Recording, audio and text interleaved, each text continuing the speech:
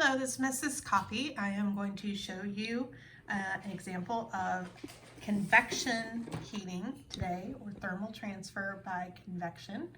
And this is called a density flow model junior. And it is something that I use to demonstrate convection in science class. There's a light behind that box, and this holds liquid water on each side.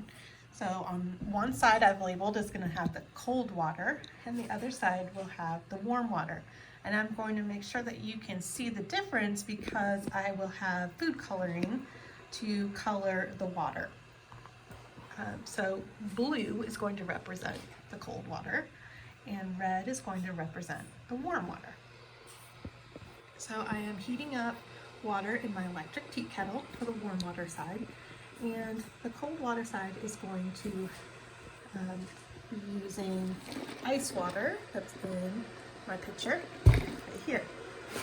Okay, so now I want you to remember what we learned about molecules. When they are cold, they are tightly packed together and they do not bounce around very much. They stay pretty still.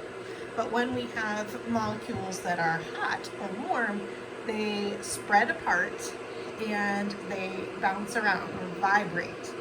So what happens is those vibrating warm molecules rise to the top. If you have cold water and you have warm water, the ones that are hot are spread apart and they rise up to the top. And what happens then is when they near the surface, where it's cooler up here, then they start to cool off and they drop back down.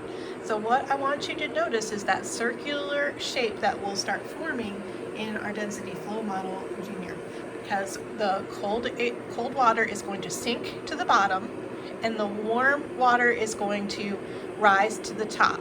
And then when it gets cool, it will sink down again and it's going to make a circular pattern.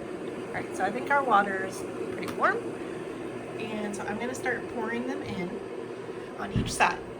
So I'm going to mix the hot water with a little bit of room temperature water so it's not too hot so it doesn't melt the plastic.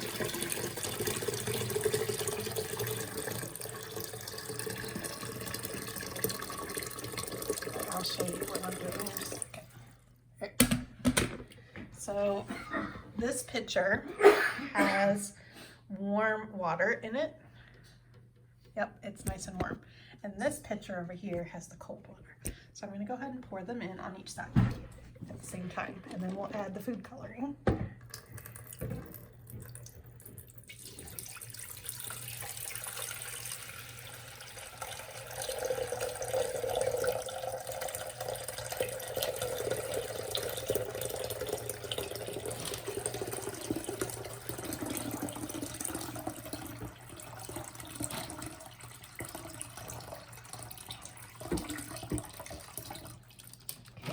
So I'm going to put 5 drops of red food coloring on this side.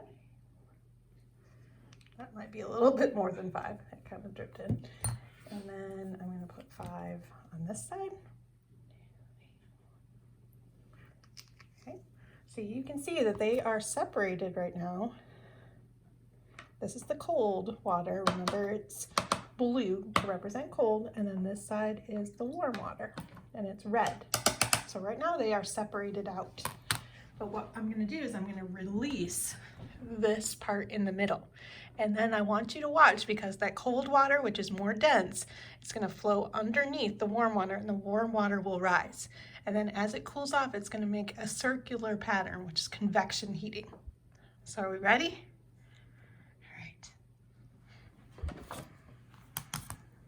Do you see how that cold water is rushing underneath the warm water?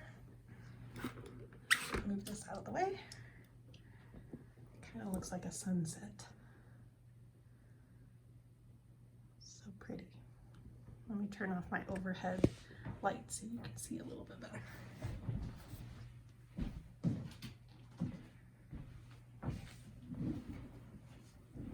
All right, so right now the cold water is all the way underneath and the warm water has risen to the top, and it's still red at the top and blue at the bottom.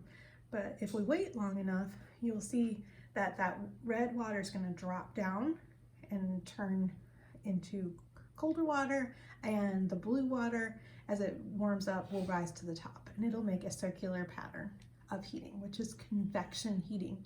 And something we're going to learn about in science class later this year is how that affects our weather.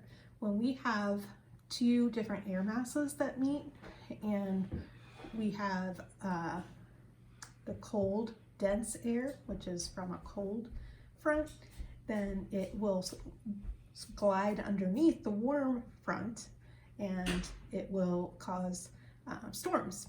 And also, when you have two different temperatures of air, it causes wind, and that is from a convection current as well. So I wanted you to take a look at this, and the more we watch it, the more we'll see how it makes that circular pattern. But you did see right away that the blue water sank because it's more dense, and the warm water rose to the top because it's less dense. So the particles are spread apart and they're bouncing around. All right, so that was just a quick demonstration of our density flow model junior. I hope you enjoyed it.